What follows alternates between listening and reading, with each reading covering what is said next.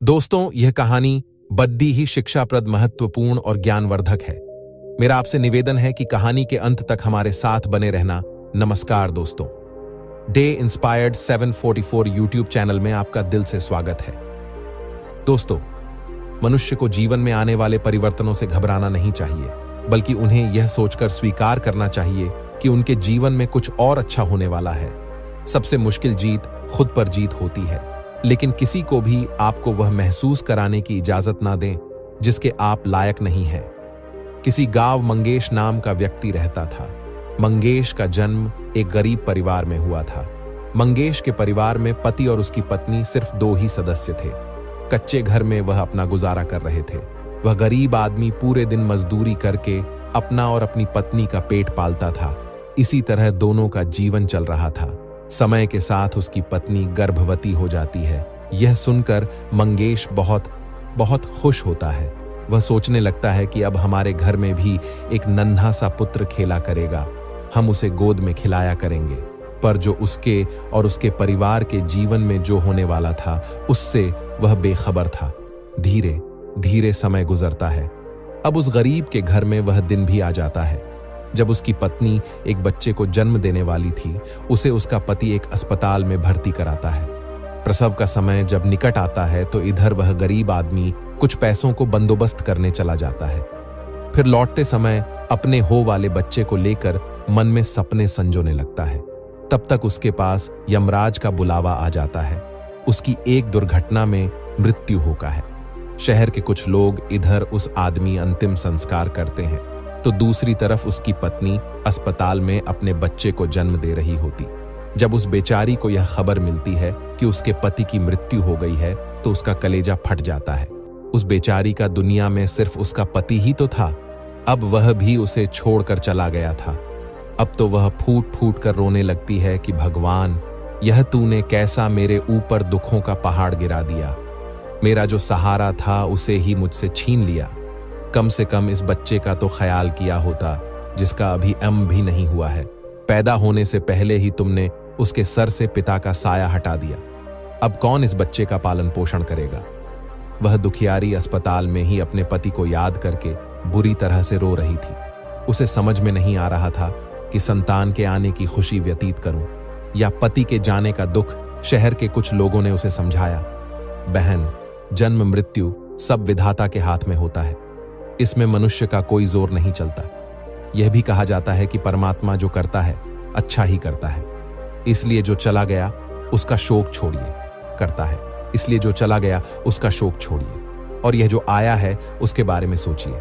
इधर कई तरीकों से लोग उस गरीब महिला को समझाते हैं। कुछ ही देर में उसने एक सुंदर से पुत्र को जन्म दिया। बेटे को देखकर उसका कुछ दुख हल्का होता है। वह सोचती है कि अब मैं इस पुत्र को पाल पोस कर बड़ा करूंगी, यही मेरा सहारा बनेगा। अब वह अपने बच्चे को लेकर अपने घर आ जाती है। नगर के कुछ लोगों ने उस महिला की कुछ दिन तक मदद करी, लेकिन कौन हमेशा मदद करता है। जब कुछ दिन बीते तो मददगार भी पीछे हट गए। अब वह अपने बच्चे को लेकर बिल्कुल अकेली पड़ गई। वह समझ गई थी कि दूसरों की मदद से कितने दिन तक जीवन जिया जा सकता है। यदि हमें जीना है और इस बच्चे को पालना है तो खुद जिम्मेदारी उठाना होगी, खुद कोई काम करना पड़ेगा। इस प्रकार वह महिला दूसरों के घरों में अपने लिए साफ सफाई का काम तलाश लेती है। काम करके जो पैसे मिलते थे उनसे वह अपना और अपने बच्चे का पेट पालने लगी। समय के साथ धीरे धीरे उसका पुत्र बड़ा होने लगता है। जब वह बालक 4 वर्ष का हो जाता है तो उसकी मां उसे पढ़ाने के लिए नगर के सरकारी विद्यालय में उसका दाखिला करा देती है। उसने सोचा कि मैं अपने बच्चे को पढ़ा लिखा के इस काबिल बना दूंगी कि उसे कभी किसी आगे हाथ ना फैलाने पड़े। अब इस प्रकार वह महिला मेहनत मजदूरी करके अपने बच्चे को पढ़ाने लगती है। बच्चा भी ठीक से समझता था कि उसके घर में केवल मां ही है। परिवार का खर्च चलाने वाला उसका पिता उसके जन्म से पहले ही चला गया है, इसलिए वह पढ़ाई भी खूब मन लगाकर करता था। धीरे धीरे बच्चे की उम्र 12 वर्ष की हो जाती है। एक दिन की बात है, वह स्त्री बहुत बीमार पड़ जाती है। उसने सोचा कोई छोटी मोटी बीमारी होगी, इसीलिए कभी उस पर ध्यान नहीं दिया, लेकिन उसकी हालत दिन पर दिन खराब होती चली गई। बीमार होने की वजह से वह काम पर भी नहीं जा पाती थी। घर में इतने पैसे भी नहीं थे कि कहीं अपना ठीक से इलाज करा लेती। मां को अत्यंत बीमार देखकर बेटे को बहुत चिंता होती है। वह बालक कहता है, मां, तुम चिंता मत करो, मैं तुम्हारे लिए अभी डॉक्टर के पास दवाई लेकर आता हूं, तुम उसे खा लेना, फिर तुम जल्दी ही ठीक हो जाओगी। अपने बेटे की बात सुनकर मां की आंखें भर आती हैं। वह कहने लगी, बेटा, अब तुम्हें कहीं जाने की जरूरत नहीं है, मेरा भी अब समय आ गया है। मैं तुम्हारे पिता के पास जाना चाहती हूं, लेकिन जाने से पहले तुम मेरी एक बात हमेशा याद रखना। जब तेरा जन्म नहीं हुआ था तब तेरे पिता ने और मैंने एक सपना देखा था कि हम अपने बच्चे को पढ़ा लिखा कर इतना काबिल बना देंगे कि उसे हमारी तरह गरीबी भरी जिंदगी ना जीनी पड़े। लेकिन बेटा, मैं उस सपने को पूरा नहीं कर पाई। बेटा, मैं यदि चली भी जाऊं तो तुम अपने पिता के सपने को जरूर साकार करना। तुम ऐसा कोई काम मत करना जिससे तुम्हारे पिता का नाम खराब हो। तुम इस प्रकार से अपना जीवन जीना कि तुम्हारा नाम दूर दूर तक लोग जान जाएं। बेटा, कभी पैसे के पीछे मत भागना। पैसे के लिए तो लोग इतने नीचे गिर जाते हैं कि अपने माता पिता की इज्जत का भी ख्याल नहीं करते। तुम हमेशा अपना नाम कमाना। बेटा, हमेशा स्वाभिमानी बनकर जीना। कभी किसी के आगे अपने हाथ मत फैलाना, किसी से याचना मत करना। याचना न करना ही श्रेष्ठता का मूल है, पराधीनता ही नरक है। मनुष्य को सदा ही विद्या, धन, बल, कीर्ति और पुण्य कमाना चाहिए। लड़के ने कहा, मां, तुम घबराओ नहीं, मैं तुम्हारे लिए अभी दवाई लेकर आता हूं। और इतना कहकर लड़का मां से रुपए लेकर दवा लेने चला जाता है। बेटे के जाते ही इधर उस गरीब स्त्री के प्राण निकल जाते हैं। जब नगर वालों को पता चलता है तो सब लोग इकट्ठे होकर उस स्त्री का उसके के हाथों अंतिम संस्कार कराते हैं। अब तो वह बालक बिल्कुल अकेला हो गया था। किस्मत भी क्या खेल दिखाती है, जब जरूरत होती है अपनों की तब अकेलेपन की रात में जगाती है। बिना माता पिता का बेटा, उम्र भी ज्यादा नहीं थी। आखिर जाए तो कहां जाए, करें तो क्या करें। दूर के जो रिश्तेदार थे उन्होंने भी उस बालक पर ध्यान नहीं दिया। आखिर वह गरीब जो था, लेकिन वह बच्चा अकेले ही अपने जीवन की राह पर चल देता है। उसने कभी हार नहीं मानी। जो पैसे मां छोड़ गई थी, कुछ दिन तक उन पैसों से अपना गुजारा चलाता रहा। कुछ दिन के बाद वह पैसे खत्म हो जाते। घर में भी कुछ नहीं था। अब तो एक ही चारा था कि कुछ काम धंधा किया जाए, तभी भोजन की व्यवस्था होगी, तभी स्कूल की फीस भरी जाएगी। लड़के को अपनी मां की बात अच्छी तरह याद थी। उसकी मां ने कहा था कि बेटा, कितना भी बुरा वक्त आ जाए पर किसी के आगे हाथ मत फैलाना, मेहनत करके ही अपना जीवन यापन करना। लड़के को अपनी मां की यह बात अच्छी तरह याद थी, इसीलिए वह कभी किसी के आगे भीख नहीं मांगता था। विद्यालय से आने के बाद वह किसी के खेतों में काम करने चला जाता, कभी किसी की चाय की दुकान पर काम कर लेता और वहां से कुछ पैसे मिलते तो अपने विद्यालय की फीस भर देता था और अपने खाने पीने की सामग्री खरीद लाता था। इस प्रकार छोटी सी आयु में वह बच्चा पढ़ाई भी करता था और मजदूरी भी करता था। धीरे धीरे कुछ साल ऐसे ही निकल जाते हैं। बच्चा अब अपने नगर से निकलकर कस्बे में पढ़ने लगता है। तब उसकी कॉपी किताबों का, विद्यालय की फीस का खर्चा बढ़ जाता है। लेकिन उस बालक ने हिम्मत नहीं हारी। रोजाना विद्यालय जाता था। वह जो भी कमाता था उसकी सारी कमाई पढ़ने लिखने में ही लग जाती थी और जो कुछ थोड़ा बहुत बचता था उससे अपना पेट भर लेता था। अगर वह कहीं कोई स्थायी काम करता तो उसकी पढ़ाई छूट और पढ़ाई करता तो पेट भरने के लिए भी कुछ नहीं था, इसलिए साथ ही साथ वह दोनों काम करता था। विद्यालय से आकर वह इधर काम करने चला जाता था। एक दिन की बात है, वह बच्चा विद्यालय से पढ़कर घर वापस लौटा, फिर उसके बाद काम की तलाश में चला गया। लेकिन उस दिन उसे कोई काम नहीं मिला। पूरा दिन निकल गया। हारा थका शाम को घर आकर सो गया। आज कुछ काम नहीं मिला तो खाना कहां से खाता। जो पैसे थे उनसे वह पहले ही विद्यालय की फीस भर चुका था। उसकी स्थिति तो यह थी कि रोज कमाया रोज खाया। जब उस दिन उसे कोई काम नहीं मिला तो बेचारे को भूखे पेट रहना पड़ा। केवल पानी पीकर सो गए। अब सुबह भूखा ही विद्यालय चला जाता है और विद्यालय की छुट्टी के बाद जब घर आता है तो फिर किसी काम की तलाश में निकल पड़ता है। सोचता है कल नहीं मिला, लेकिन आज मुझे कोई ना कोई काम जरूर मिल जाएगा। लेकिन दुर्भाग्य ने उसका पीछा नहीं छोड़ा। उस दिन भी उसे कोई काम नहीं मिला। आज उसे फिर भूखा पेट सोना पड्डा। भूख अब उसे ज्यादा बेचैन कर रही थी। तो एक बार को उसके दिमाग में आता है कि भूखे पेट तो पड़ा भी नहीं जाता, अब तो मैं किसी से कुछ मांग कर खा लेता हूं। पर मां ने मरते वक्त उससे कहा था कि बेटा कभी भीख मांग कर मत खाना, हमेशा कमा कर खाना। लड़का भी बड्ढा स्वाभिमानी था, किसी से मांगने की उसकी हिम्मत नहीं हुई। सोचता था चाहे कुछ भी हो जाए पर भीख मांग करके नहीं खाऊंगा। अगर मैंने भीख मांगना शुरू कर दिया तो लोग मुझे भिखारी कहने लगेंगे। भगवान ने पेट दिया है तो कहीं ना कहीं से इसके लिए भोजन भी देगा। अब लड़का उस दिन भी भूखा रहता है। सुबह जब सोकर उठता है तो भूख के मारे चक्कर आने लगते हैं। अभी उसकी उम्र ही कितनी थी, भूख की मार वह कैसे सह सकता था। कुछ बड़ा होता तो 2-4 दिन काट भी लेता। अब आज वह विद्यालय भी नहीं गया। सोचा आज मैं सुबह से ही काम पर जाता हूं, काम मिल जाएगा तो भोजन कर लूंगा, फिर अगले दिन के लिए तैयार हो जाऊंगा। अब तो काम की तलाश में वह इधर उधर भटकता है। उसकी आंखों के सामने ने अंधेरा छा रहा था, अब तो उससे चला भी नहीं जा रहा था। फिर एक पेड़ के नीचे बैठकर सोचने लगता है कि अगर इस समय मुझे भोजन नहीं मिला तो मेरे प्राण निकल जाएंगे, मुझे कुछ ना कुछ तो करना ही पड़ेगा। अब एक बार फिर से उसके मन में भीख मांगने का विचार आता है, लेकिन उसकी अंतरात्मा फिर कर देती है कि तू गरीब है, भिखारी नहीं। भीख मांगेगा तो फिर भीख मांगने की आदत पड़ जाएगी और तू भिखारी बन जाएगा। काफी देर तक लड़का इन्हीं प्रश्नों में उलझा रहता है। फिर उसके दिमाग में आया कि भीख मांगना अलग बात है और मदद मांगना अलग बात है। मैं किसी भीख नहीं मांगूंगा, पर मदद तो मांग सकता हूं। भीख मांगना तो वह है जो मांगकर फिर लौटाया नहीं जाता, पर मदद मांगना वह है जो आप कभी भी लौटा सकते हो। लड़के ने सोचा कि मैं आज किसी से मदद मांगता हूं, जब मुझे काम मिल जाएगा तो उसे नगर के बाहर एक बड़ा सा घर दिखाई देता है। लड़का उस द्वार पर जाकर द्वार को खटखटा है, तब घर के अंदर से एक महिला निकलती है। महिला ने द्वार पर देखा कि एक 10-11 वर्ष का बड़ा ही उदास सा मासूम सा लड़का खड़ा है।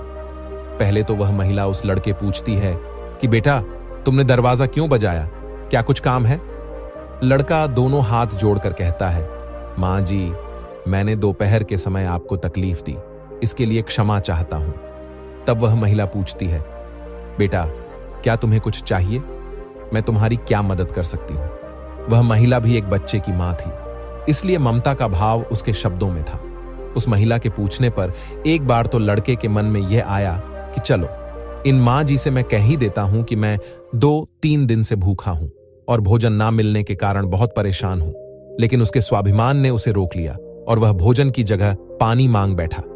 कहने लगा, मुझे बहुत जोर की प्यास लगी थी, इसीलिए दरवाजा खटखटाया था, क्या 1 गिलास पानी मिल सकता है? लेकिन वह महिला बहुत समझदार थी। उसने जब लड़के को देखा तो वह समझ गई कि बालक बहुत भूखा है। वह कहती है, तुम थोड़ी देर रुको, मैं तुम्हारे लिए बेटा पानी लेकर आती हूं।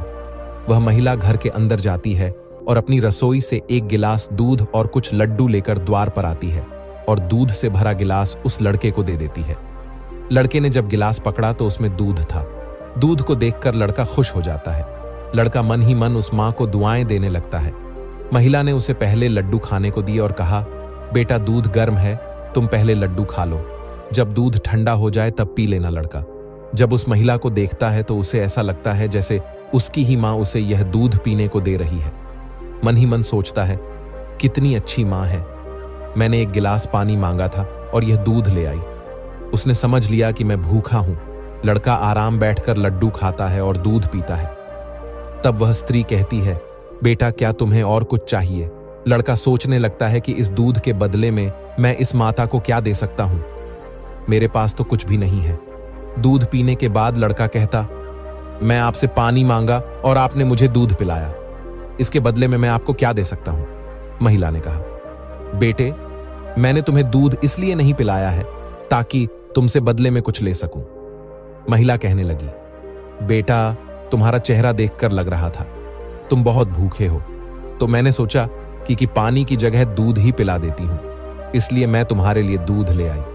लड़के ने फिर कहा, नहीं मां जी, आप इसके बदले में मुझसे जरूर कुछ मांगिए, मैं आपको अपनी हैसियत हिसाब से कुछ जरूर दूंगा।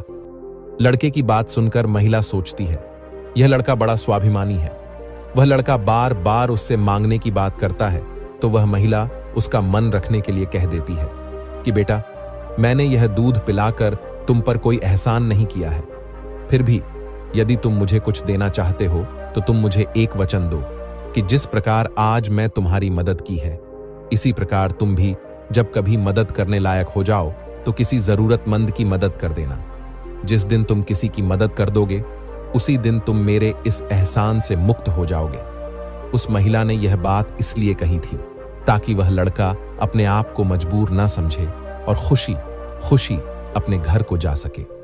वह लड़का उस बात को अपने दिमाग में बैठा लेता है। वह उस महिला के पैर छूकर काम की तलाश में आगे को चला जाता है और इस प्रकार धीरे धीरे कई दिन बीत जाते हैं। जिस विद्यालय में वह पढ़ता था उसी विद्यालय उस स्त्री का बेटा भी पढ़ता था जिसने उसे दूध पिलाया था। एक दिन वह महिला अपने बच्चे को विद्यालय छोड़ने जाती है तो उसने देखा कि विद्यालय में वह लड़का भी पढ़ रहा था। वह स्त्री उस लड़के को पहचान लेती है।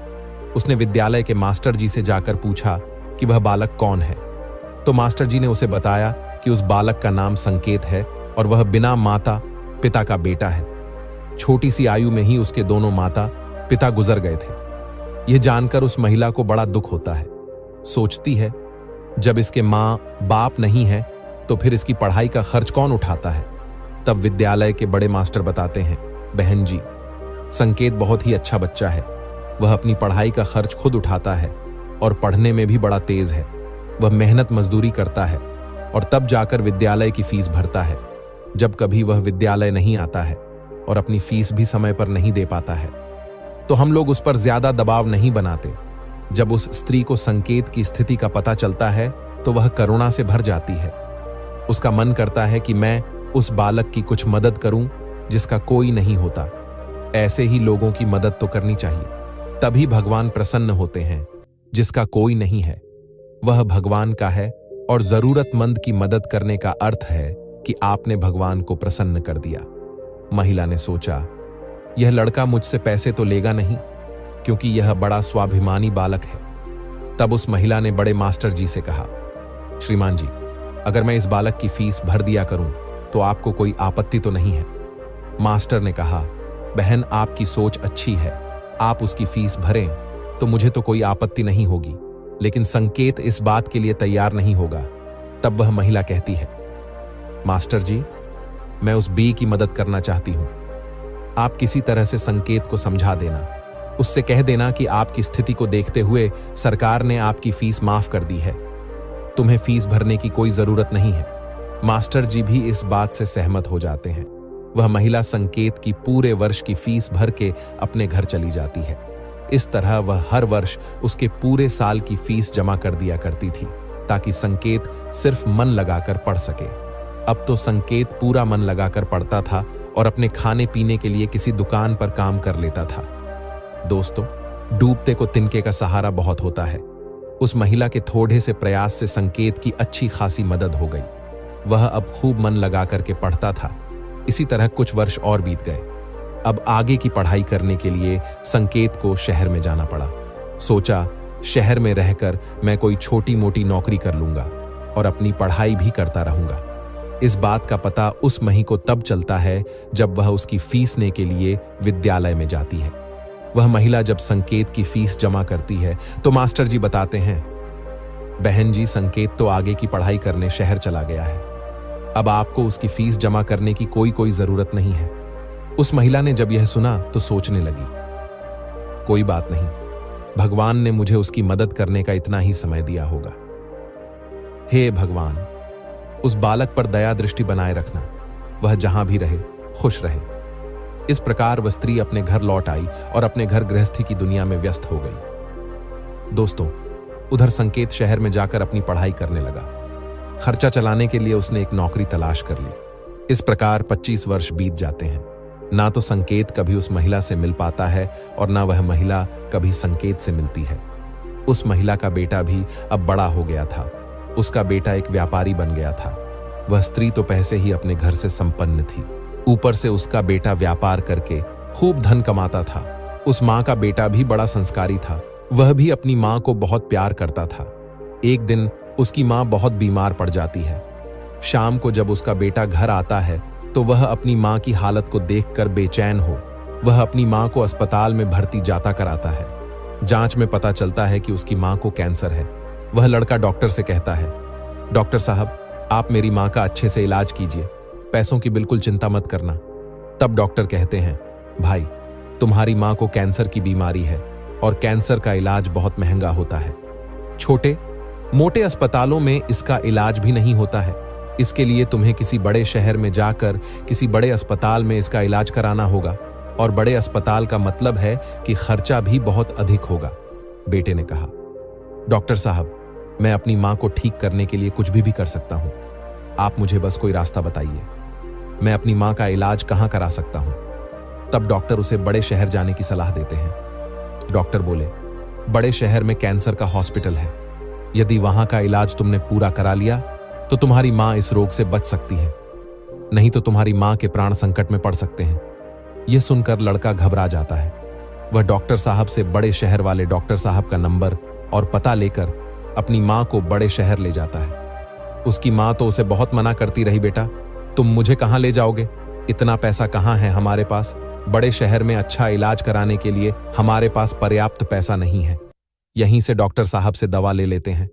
धीरे धीरे मैं सही हो जाऊंगी, तुम परेशान मत हो। तब लड़का बोला, माँ, इस दुनिया में एक तुम ही तो हो, जिसके होने से मुझे कभी अकेलापन महसूस नहीं होता, कभी मुझे किसी बात की चिंता नहीं होती। इसीलिए कुछ भी हो जाए, मैं तुम्हें इस बीमारी से मरने नहीं दूंगा।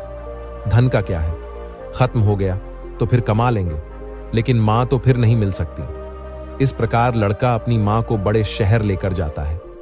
जिस डॉक्टर से उसकी माँ का इलाज होना था, वह डॉक्टर साहब उस समय अस्पताल में नहीं थे। वह किसी मरीज को देखने के लिए विदेश गए थे। अस्पताल के कर्मचारी ने बताया कि डॉक्टर साहब कल आएंगे, तब तक आप अपनी माँ को अस्पताल में भर्ती करा दो। लट डीएचके ने बिना देर किए अपनी माँ को भर्ती करा दिया और डॉक्टर साहब के आने का इंतजार करने लगता है। अगले दिन जब डॉक्टर साहब आते हैं तो वह लड़का अपनी माँ की हालत डॉक्टर साहब को बताता है। डॉक्टर साहब ने भरोसा दिया कि जांच के आधार पर सकता हूं कि तुम्हारी माँ ठीक हो, मगर इनका इलाज काफी लंबा चलेगा। लड़के ने कहा, डॉक्टर साहब, कुछ भी हो जाए, मैं अपनी माँ को ठीक कराकर ही घर ले जाना चाहता हूं, चाहे इसके लिए मुझे अपना सब कुछ बेचना पड़े, कितने ही दिन मुझे यहां रुकना पड़े। इस प्रकार वहां के डॉक्टर ने उस माँ का इलाज शुरू कर दिया। अगर छोटे शहर की बात होती तो खर्चा कुछ कम हो जाता, लेकिन वहां का खर्चा तो बहुत लंबा था। फिर भी उस लड़के ने हिम्मत नहीं हारी। दोस्तों, मां से अनमोल संसार में कुछ भी नहीं है। डॉक्टर साहब जो दवाइयां लिखते थे, वह दवाइयां बहुत महंगी आती थी। लड़का अपनी मां के लिए महंगी से महंगी दवाइयां लेकर आता था। उधर उसका का जो व्यापार था, वह अपनी मां की देखरेख के कारण उसमें भी समय नहीं दे पाया, तो वह भी ठंडा पड़ गया। कई दिन तक इलाज होता रहा। धीरे धीरे मां की हालत में सुधार होने लगा। बेटे के पास जो जमा पूंजी थी वह खत्म होने लगी। इधर मां को जब पता चलता है कि बेटे के पास अब पैसे नहीं रहे तो मां कहती हैं, बेटा, तुम इतनी महंगी दवाइयां क्यों ले रहे हो? कहां से डॉक्टर साहब की फीस भरोगे? कहां से दवाइयों का खर्च उठाओगे? तुम्हारा व्यापार भी बंद हो गया है। तब बेटा कहता है, मां, तुम चिंता मत करो, मैं तुम्हारा इलाज, अपना मकान, दुकान सब कुछ बेचकर कराऊंगा। मां भी बेटे की जिद के आगे बेबस हो जाती है। वह लड़का अपनी मां का इलाज निरंतर जारी रखता है और धीरे धीरे 1 महीना बीत जाता है। वहां पर एक बात बड़ी ही विचित्र थी। उस अस्पताल का जो सबसे बड़ा डॉक्टर था, वह जब उस लड़के की मां से मिलने आता था तो काफी देर उस मां के पास बैठकर बातें किया करता था।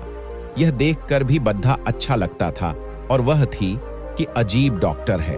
इतना बड़ा डॉक्टर होकर भी जिसके पास बिल्कुल भी फुर्सत नहीं है, वह मुझसे बात करने के लिए इतना समय कैसे निकाल लेता है? दोस्तों, इस प्रकार कई दिन बीत जाते हैं। एक दिन वह लड़का डॉक्टर के पास जाता है और डॉक्टर साहब से पूछता है कि डॉक्टर साहब, अभी मेरी मां का इलाज कितने दिन और चलेगा? डॉक्टर साहब उसे सारी बात बताते हैं कि भाई, आप चिंता मत करो, आपकी मां पूरी तरह से स्वस्थ हो चुकी है। संतुष्टि के लिए एक बार जांच और करा लेता हूं। उस जांच की रिपोर्ट आ जाने दो, फिर तुम अब अपनी मां को घर ले जा सकते हो। अब तो उस मां का बेटा रिपोर्ट आने का इंतजार करने लगता है। 2 दिन के बाद रिपोर्ट आ जाती है। जब रिपोर्ट आती है तो लड़का फिर डॉक्टर से मिलने जाता है और पूछता है, डॉक्टर साहब, क्या मेरी मां ठीक हो गई? कोई खतरे वाली बात तो नहीं है? तब डॉक्टर साहब कहते हैं, भाई चिंता मत करो, रिपोर्ट अच्छी आई है, तुम्हारी माँ पूरी तरह से ठीक हो गई है, अब आप इन्हें अपने घर ले जा सकते हो। डॉक्टर की बात सुनकर बेटा खुश हो जाता है और डॉक्टर साहब को बहुत धन्यवाद देता है। लड़का अपनी माँ के पास जाता है और सोचता है कि भगवान का लाख लाख धन्यवाद कि मेरी माँ बच गई, मेरी मेहनत सफल हो गई। यही बात वह अपनी माँ को बताने के लिए जाता है और माँ से कहता है कि माँ, आप अब पूरी तरह से ठीक हो गई हो, अब हम जल्द ही अपने घर जाने वाले हैं। ये बात सुनकर माँ भी बड़ी खुश हो जाती है, लेकिन अगले ही पल वह यह सोचकर उदास हो जाती है कि मैं तो ठीक हो गई हूं, लेकिन इस अस्पताल का जो बिल होगा वह लाखों में होगा। कैसे मेरा बेटा चुका पाएगा? इतनी मोटी रकम की व्यवस्था वह कहां से करेगा? उसके पास जो जमा पूंजी थी वह तो सब इलाज में खर्च हो गई। माँ को उदास देखकर बेटा समझाता है, माँ तुम क्यों उदास होती हो? मैं अपना सब कुछ बेचकर आपके इलाज काबिल चुका दूंगा, घर मकान तो बाद में भी बना लूंगा, इसलिए माँ तुम्हें इन बातों की चिंता करने की कोई जरूरत नहीं है। बेटा अपनी माँ को बहुत समझाता है, मगर माँ तो होती है, उसका अपने बेटे के लिए चिंता करना स्वाभाविक था। माँ सोचने लगती है कि मेरा बेटा यदि सब कुछ बेच देगा तो फिर वह आगे अपना जीवन कैसे चलाएगा, इसके भविष्य का क्या होगा? वो माँ रात भर यही सोचती रही। चिंता करते करते माँ और बेटा दोनों की रात निकल गई। जब अगला दिन होता है और उसकी माँ की छुट्टी का समय होता है तो अस्पताल का एक कर्मचारी एक लिफाफा लेकर माँ बेटे के पास आता है और उस महिला के बेटे से कहता है कि डॉक्टर साहब ने आपके लिए यह बिल का लिफाफा भेजा है, आप इस बिल को ठीक से देखो और इस बिल को चुकाकर आप अपनी माँ अपने घर ले जाओ। बिल का लिफाफा देकर वह अस्पताल का कर्मचारी तो चला गया। अब वह लड़का उस बिल के लिफाफे को हाथन में लिए सोचता है कि पता नहीं कितना बिल आया।